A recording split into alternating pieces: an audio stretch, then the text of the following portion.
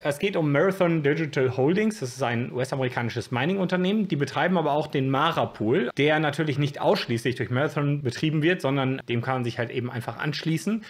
Allerdings, das Unternehmen betreibt auch selber Mining und ist auch dafür bekannt, an nachhaltigem Mining zu forschen und in diese Richtung Dinge zu erarbeiten. Und so hat jetzt Marathon auch ein Pilotprojekt gestartet. Das Projekt wird in Zusammenarbeit mit Nodal Power betrieben. Es gibt da mehrere Konkurrenten in diesem Bereich, die verschiedenste Lösungen erarbeiten, und Nodal Power ist einfach ein Unternehmen. Ja, es geht um nichts anderes, als um aus Müll Strom zu machen und aus diesem Strom Mining zu betreiben. Ganz kurz dazu, das Hauptproblem, worum es hierbei geht, ist die enorm hohe Methanerzeugung. Methan ist ganz schlecht für unsere Umwelt, vor allem für die Ozonschicht. Die Problematik ist halt, dass man das Methan nicht unbedingt wegbekommt. Es gibt zwar ein paar Mittel und Wege, die sind allerdings sehr umstritten und gelten auch als nicht so nachhaltig. Man kann das Methan zum Beispiel ganz stumpf abfackeln, das Flaring, hat aber sonst eben wenig Vorteile und macht natürlich dann trotzdem CO2. Und am Ende ist es eben so, dass diese Mülldeponien in den USA für 14% des erzeugten Methans schuldig sind oder daran Beitrag leisten in Höhe von 14%. Weltweit sind es 11%. Und das Problem bei diesen Mülldeponien ist, dass viele dieser Deponien nicht in der Nähe von zum Beispiel Städten oder Stromabnehmern sind, wodurch auch dieser theoretisch gewonnene Strom aus dem Methan nicht wirklich benutzt werden kann oder abtransportiert werden kann. Das heißt, wenn man daraus Strom machen wollen würde, dann müsste man auch eine Infrastruktur haben, die den Strom transportiert. Von diesen Deponien hin zu Großstädten, hin zu Industrien und so weiter.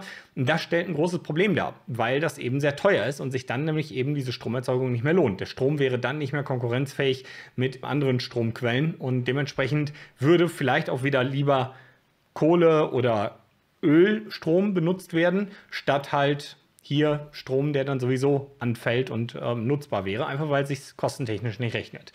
Ja, wenn uns da nicht was einfallen würde, was natürlich von der Lokalität völlig ungebunden ist und auch je nach Jahreszeit und nach Bedarf auch von Ort zu Ort gebracht werden könnte und ein flexibler Abnehmer für Strom sein kann, der eben kostengünstig an einer Stelle produziert wird und auch nur dort genutzt werden könnte. Ja, natürlich gibt es hier Bitcoin. Und genau das ist etwas, was Marathon Digital Holdings jetzt zusammen mit Nodal Power in einem Pilotprojekt testen möchte. Ich habe hier für euch mal das Video. Ich lasse es mal tatsächlich ohne Ton laufen, hat lizenztechnische Gründe. Ich habe immer ein bisschen Angst, dass man hier auf YouTube wegen Urheberrecht einen Strike kassiert. Deswegen lassen wir es mal so laufen und ich kommentiere das einfach mal ein bisschen. Was man hier halt eben sieht, ist dieses Pilotprojekt. Die starten mit 280 Kilowatt Strom. Das ist nicht wirklich viel. Also 280 Kilowatt ist, wenn ihr jetzt beispielsweise einen Computer oder so zu Hause habt, der ordentlich Leistung hat, dann wird er so wahrscheinlich im Schnitt 300 Watt verbrauchen. Ne? Also es ist nicht wirklich viel, was die hier verbrauchen, aber es ist eben nur ein Testprojekt. Und wenn das gut funktioniert, wollen sie es weiter ausweiten. Wir schauen uns das Ganze mal an. Genau, hier geht es darum, dass 14% des menschlich erzeugten Methans in den USA aus diesen Mülldeponien stammt.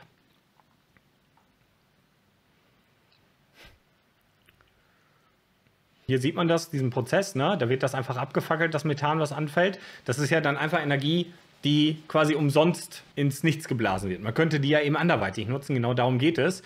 Die Greenhouse Gas, ja. Venting ist eine andere Möglichkeit, das einfach abzulassen.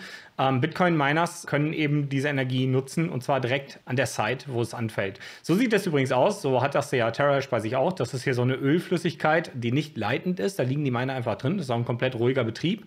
Und hier wird die Wärme der Miner einfach über diese Flüssigkeit von den Chips abtransportiert und kann dann über zum Beispiel so eine Absauganlage hier oben abgesaugt wird. Und diese abgesaugte Wärme kann dann eben für alles Mögliche benutzt werden, auch noch weiterhin. Also mal ganz abgesehen jetzt davon, dass man den Strom nutzen kann, kann man daraus ja wiederum dann noch was gewinnen. Das heißt, man könnte eine Mülldeponie haben, man könnte daraus Strom erzeugen und aus diesem Strom, den man erzeugt hat, Bitcoin-Mining betreiben, könnte aus dem Bitcoin-Mining dann zum Beispiel die Abwärme nutzen, um dann nochmal ein Gewächshaus oder sowas mit Wärme zu versorgen und so weiter. Also es gibt ja ganz viel Nutzung und dieser riesen Nutzungskreis, der macht auch später dann die Effizienz aus und unterscheidet auch die effizienten Miner von den nicht effizienten Minern und sorgt eben dafür, dass die nicht derart effiziente Prozesse haben, früher oder später auch aus dem Markt gedrängt werden. Das sieht man übrigens auch teilweise in vielerlei Hinsicht schon.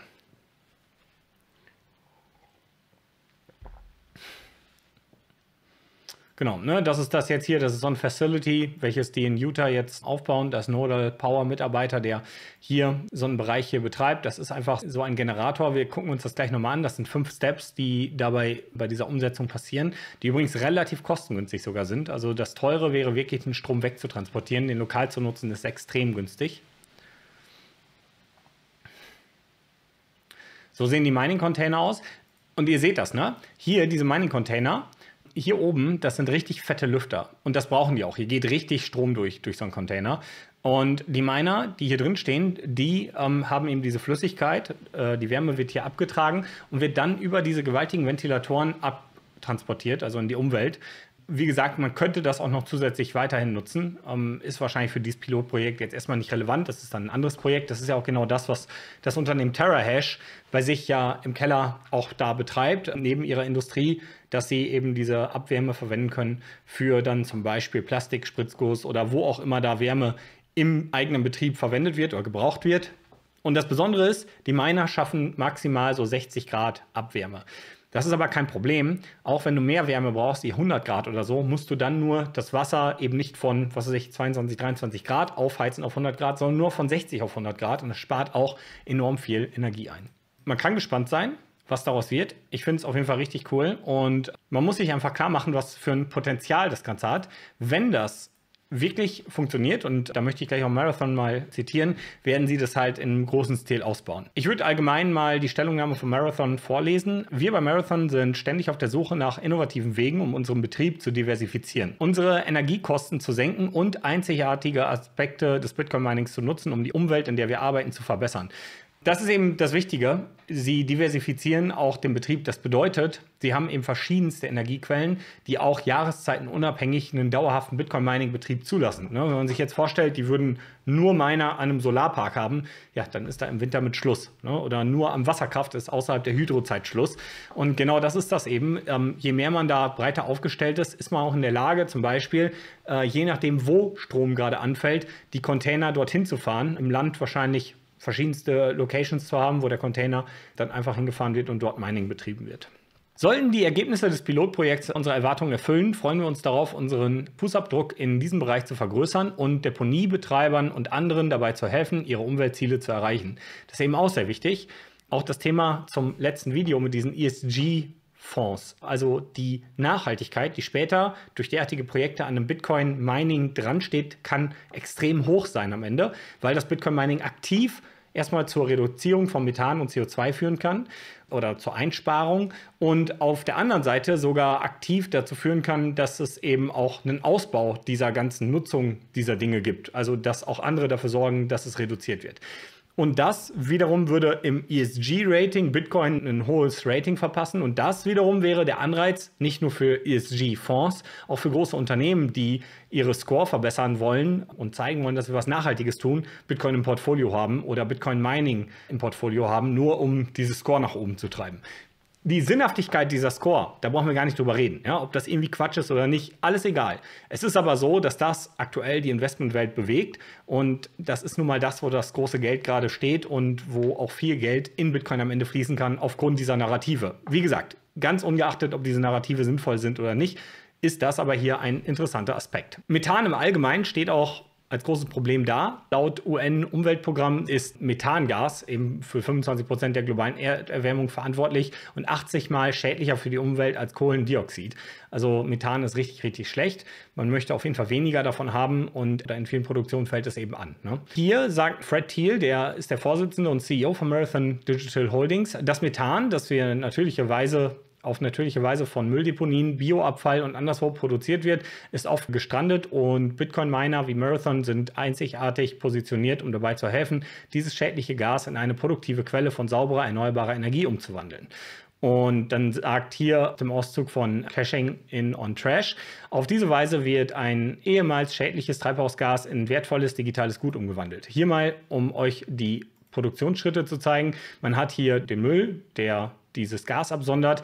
Dann hat man hier diese Kompression. Da wird das Ganze eben gebündelt in ein Mikrogas, also das, was man später nutzen kann, wird dann in diesen Mikroturbinen in Strom umgewandelt. Ein Teil wird als Backup immer noch geflared, sollte doch zu viel anfallen und es gibt gerade nicht genug Stromabnehmer, kann man immer noch als Backup das bisherige Flaring betreiben. Ansonsten wird der gesamte Strom in die Container-Miner geleitet und daraus eben Bitcoin produziert.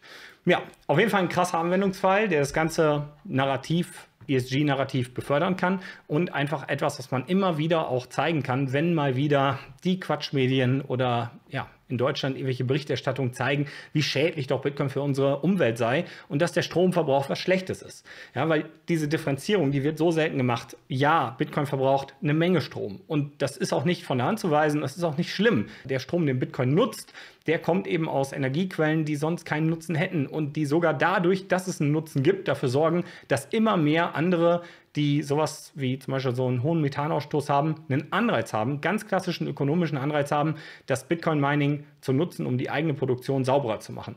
Dieser Anreiz fehlt vorher auf ökonomischer Basis. Da müsste man also wieder mit Gesetzen her und den Leuten das Leben wieder schwer machen, wieder mit Zwang agieren, am besten noch mit Steuerausgaben. Das alles können wir uns sparen. Auf einem ganz normalen ökonomischen, positiven Aspekt, den Bitcoin einfach automatisch setzt. Auch in Ländern, wo es vielleicht gar keine politischen Systeme gibt, die sich um sowas scheren, um Nachhaltigkeit. Denn es macht einfach den eigenen Betrieb effizienter. Die Mülldeponien oder wo sonst derartiges Biogas anfällt und den Minerbetrieb. Und das sind die coolen Lösungen, die Bitcoin ganz automatisch mitbringt, wo es nicht mal eine politische Intervention oder sonst was für braucht, sondern einfach Bitcoin durch seine Art und Weise, dass man überall Bitcoin schürfen kann, weil es einfach eine Art Mine ist, die überall dort zustande kommt, wo Strom und Stromüberschuss ist, dann mit sich bringt.